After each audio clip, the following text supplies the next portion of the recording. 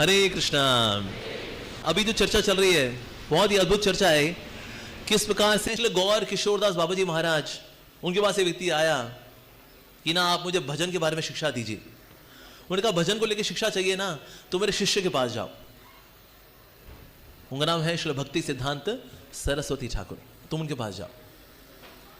उन्होंने कहा ठीक है, उनके पास जाते हैं। उनके पास गए, वो वहाँ चर्चा कर रहे थे कौन सी बुक का पब्लिश करनी है, क्या प्रिंटिंग प्रेस आ गई है, वहाँ से बुक आ गई है, क्या पैसा वहाँ ट्रांसफर हो गया है, मंदिर बन गया है नहीं बन गया है, ये सब चर्चा कर रहे थे।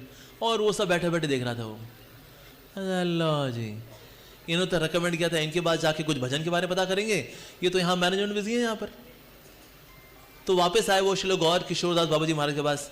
कहता महाराज जी वो आपने भेजा तो था भक्ति सिद्धांत जी के पास, लेकिन वो तो भजन की चर्चा कुछ करते ही नहीं है, वो तो मैनेजमेंट की चर्चा कर रहे हैं। पैसा आया नहीं आया, मंदिर कितना बन गया है, कौन से भक्त को कहाँ भेजना है, कौन आ गया है, क्या खाया क्या पिया, प्रसाद में क्या बना है, वो तो ये सब चर्चा कर रहे हैं।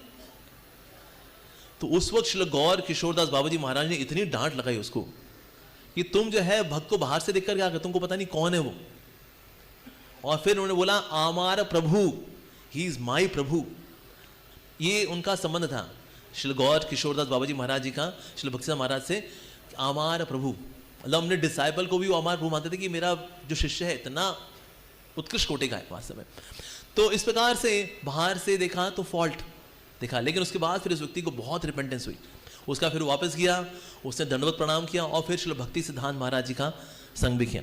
लेकिन बाहर से देखा यस फॉल्ट नजर आया। ऐसे ही व्यक्ति था, उसको पता लगा कि ना श्री भक्ति सिद्धांत महाराज की चलती है नवदीप मंडल परिक्रमा, और नवदीप मंडल परिक्रमा के अंदर आते हैं 10,000 डिवोटीज। उसकी बड़ी इच्छा थी कि वो भी जाए इस नवदीप मंडल परिक्रमा में भाग ले। तो उसने जाके पूछ लिया कि ना मेरे को छुट्टी नहीं मिल पाती है, क्या करूं। तो फिर श्री भक्ति महाराज ने कहा झूठ बोल दिया करो। क्या दिया करो, तुम्हारा कुछ संबंधी मर गया है, उसके अंतिम संस्कार के लिए जाना पड़ेगा और वहां पर मेरे को करीब 8-10 दिन लग जाएंगे, ऐसे करके ना तुम झूठ बोल दिया करो। उसने कहा यार तो आचार्य बोल रहे झूठ बोलने के लिए। आचार्य तो बोलेंगे ना सत्य वचन, सच बोलो, राजा हरिश्चंद्र की औलाद बनो, ऐसा कुछ बोलना चाहिए। पर यहां तो झूठ बोलने के लिए बोल रहे हैं वो। तो उसके मन में डाउट आया। तो फिर जब उसने ऐसा डाउट को बोला ना कि आप मुझे झूठ बोलने के लिए बोल रहे हैं, तो इसलिए भक्ति सिद्धांत महाराज तो मुस्कुरा करके वहां से चले गए। उनका शिष्य ने बुलाया उसको, कहते इधर। कहते गुरुदेव सांसारिक सत्य के उपासक नहीं है, वो परम सत्य के उपासक हैं, यानी कृष्ण के उपासक हैं। इसलिए वैसे ऐसा ही अब ये इस कहानी से ये निष्कर्ष निकाला है तो मतलब झूठ बोल सकते हैं, मतलब कभी भी झूठ बोल सकते हैं।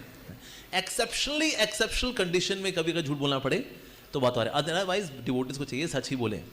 हमारे जो भी सेवाएं हो जो भी हो, we should be truthful.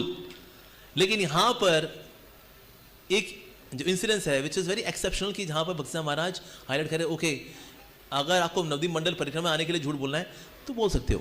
Actually मैं भी हर साल झूठ बोला करता था जब मैं बाहर काम करता था, और नवदीप मंडल परिक्रमा होती है ईयर एंड में होती है। अब ईयर एंड में सबसे अधिक काम होता है ऑफिस के अंदर, छुट्टी मिलने का कोई चांस ही नहीं होता। भाई फरवरी मार्च है, सब ईयर का क्लोजर होना है, उसे महीने का काम भी होता है, साल का काम भी होता है, दोनों काम होते हैं। तो इसलिए फिर मैं हर साल अपने ताऊ जी को अपने चाचा जी को निपटा दिया करता था कि मेरे ताऊ जी जो हैं वो शरीर छोड़ चुके हैं तो इसलिए जाना पड़ेगा। कहते कहाँ रहते हैं, मैंने कहा तमिलनाडु रहते हैं वो। अच्छा कैसे जाओगे, ट्रेन से। अब ट्रेन से 2.5 दिन जाना 2.5 दिन आना, उसके बाद वहाँ पर 5-6 दिन के प्रोग्राम, तो इस प्रकार से 9 दिन लग जाते हैं मेरे को। कहता है यार ठीक है। अगले साल क्या फिर मेरे चाचा जी को निपटा दिया करता था मैं। तो मतलब 3-4 साल बाद मेरे बॉस को भी शक हो गया। कहता है यार तेरे फरवरी मार्च में क्यों सारे रिश्तेदार मरते हैं भाई, ईयर एंड होता है।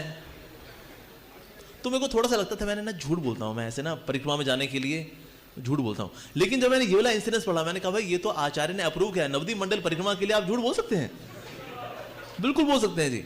तो इसलिए ऐसे उच्च कोटि कारण के लिए कभी कभी, but yes but then he was very repentant, very very repentant कि मैंने एक आचार्य को इस प्रकार से जज किया।